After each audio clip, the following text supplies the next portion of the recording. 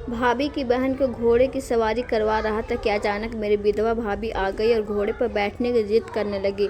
मेरा नाम उमेश है और मैं अभी 21 साल का नौजवान था और मेरी भाभी भैया मुझे बहुत ही ज़्यादा प्यार किया करते थे और भाभी मुझसे बहुत ही दुलार किया करती थी। हम अपने घर में बहुत ही ज़्यादा खुश रहा करते थे, लेकिन खुशियों को पता नहीं किसकी नज़र लगी और चंद मिनट में हमारे घर की खुशियाँ एक गुमनाम ज़िंदगी की तरह गुम हो गई, क्योंकि भैया का देहांत हो चुका था और उसकी मौत कैसे हुई कि जिससे हम कुछ न तो कर सकते थे उनके लिए, न ही कुछ हम उन्हें बचा सके, क्योंकि उनकी मौत एक आकस्मिक मौत थी। आकाश से बिजली गिरी, हमारे भैया भी उसी की चपेट में आ गए और उसकी मृत्यु हो जाती है। इस समय भाभी बहुत ज़्यादा टूट जाती है और एक गहरे सदमे में चली जाती है, लेकिन उनको समझ पाना मुश्किल था। लेकिन धीरे धीरे हालात बदलते हैं और अब मेरे भैया को गुजरे हुए 2 साल पूरा हो गया था। चीज़ें अब धीरे धीरे बदल रही थी, लेकिन भैया की जब भी याद आती थी हम सभी की आंखें नम हो जाती थी। भैया मेरे कभी मुझे कुछ काम नहीं करने देते थे।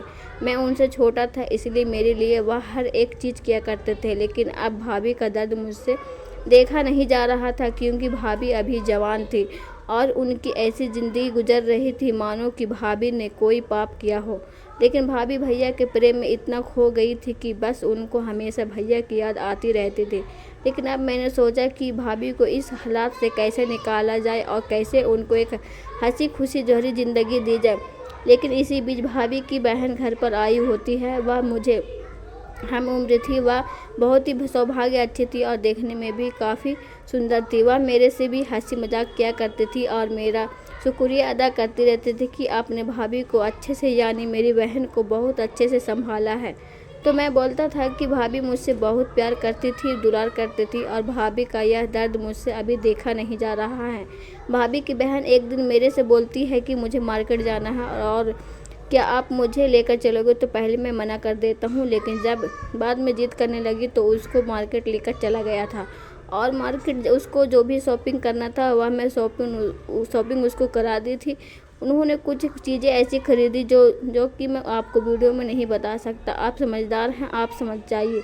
और उस दिन से भाभी की बहन मेरे प्रति व्यवहार कुछ अलग हो गया था। ऐसे लग रहा था जैसे वह मुझसे प्रेम करने लगी है। जब भाभी घर पर नहीं होती थी तो मुझसे वह दिन भर प्रेम की बातें किया करती थी, मुझसे प्रेम करने लगी थी। एक दिन की बात है, भाभी कहीं गई हुई थी और भाभी की बहन खाना बना रही थी और जैसे ही उसने देखा कि मैं घर पर अकेला हूँ तो वह खाना बनाना छोड़ देती है और मेरे पास आकर बैठ जाती है।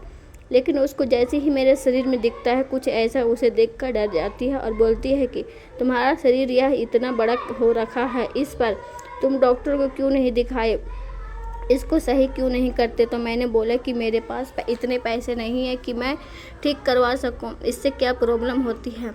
पर अब वह मुझे रोज़ कुछ न कुछ बोलती रहती थी और एक दिन मैं अपने रूम में पर सो रहा था जहाँ पर भाभी की बहन आ जाती है और हमारे बीच कुछ ऐसा होता है कि शायद नहीं होना चाहिए था। दोस्तों, आप समझदार हैं, आप समझ जाइए कि क्या हुआ था। और उस दिन से मैं भी उसे प्रेम करने लगा था। लेकिन हैरानी तब मुझे होती है जब एक दिन मुझे भाभी अपनी बहन के साथ देख लेती है। भाभी ने कुछ नहीं बोला, बस वह चुपचाप अपने कमरे में चली गई थी और एक दिन मैं घर पर अकेला था। मेरी साली यानी भाभी के बगल वाले घर पर गई हुई थी। तो भाभी मुझसे बोलती है कि मैं तुमसे शादी करना चाहती हूँ। लेकिन मैं यह कैसे कर सकता था, पर भाभी की यह हालत मुझसे देखी नहीं जा रही थी और भाभी ने बोला मैं भी तुमसे प्रेम करती हूँ। भैया तुम्हारे इस दुनिया से चले गए हैं और उसको गए हुए पूरे 2 साल हो गए। मैं अपनी यह वीरान ज़िंदगी कैसे गुजारूं और अपनी ज़रूरत को कैसे पूरा करूं। अगर तुम मुझसे शादी नहीं करोगे तो मेरी भी ज़िंदगी में खुशियां आ सकती है और मेरी भी ज़िंदगी खुशियों से भर सकती है। और मुझे अब संतान की इच्छा है, बच्चों की चाहत। जो मैं चाहती हूँ तुम मुझसे शादी कर लो और मुझे यह सारी खुशियाँ दे दो। मैं सोच में पड़ जाता हूँ और जब एक दिन मेरी भाभी के साथ होता हूँ तो भाभी की बहन मुझे देख लेती है और वह मेरे से उस दिन से गुस्सा हो जाती है। वह बात नहीं करती। मैं भी भाभी के साथ होता हूँ, वह मुझे चुपके से देखती, पर वह नहीं समझती कि मैं भाभी के साथ क्या करता हूँ। और मैंने उसे एक दिन बोला कि अब मैं तुम्हारी बड़ी बहन से शादी करने वाला हूँ। तो वो इस बात को सुनकर परेशान हो जाती है और बोलती है कि ऐसा तुम कैसे कर सकते हो, मैं तुमसे प्यार करती हूँ, तुम मेरी बहन से शादी ना करो क्योंकि वह एक विधवा है, तो मुझसे शादी कर लो। विधवा से शादी करके अपनी ज़िंदगी क्यों ख़राब कर रहे हो। तो पीछे से भाभी मेरी सारी बातें सुन लेती है और आपस में दोनों बहनें झगड़ने लगती है। और फिर मैं उन दोनों से बोलता हूँ, इसका एक ही रास्ता है, अगर तुम दोनों मेरे साथ शादी कर लो तो मैं तुम दोनों को ज़िंदगी भर खुश रखूँगा और सारी खुशियाँ दूँगा।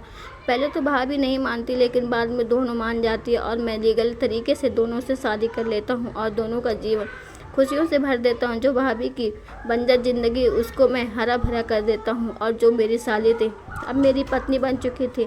हम तीनों एक साथ होते हैं, पूरी रात करते हैं।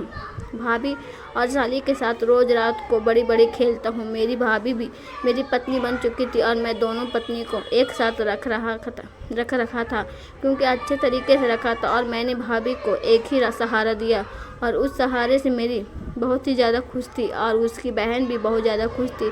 अब हम तीनों हंसी खुशी ज़िंदगी गुजार रहे हैं और अब मैं बाप बन चुका हूँ एक लड़के का, क्योंकि मेरी भाभी को बच्चा हुआ कि मेरी पत्नी हो चुकी है। वह भाभी मेरी पत्नी बहुत ही ज़्यादा खुश है और उसको बच्चा भी खुशी मिल गई है। दोस्तों, यह थी आज की कहानी। आपको क्या राय है इस कहानी पर हमें कमेंट में ज़रूर बताओ।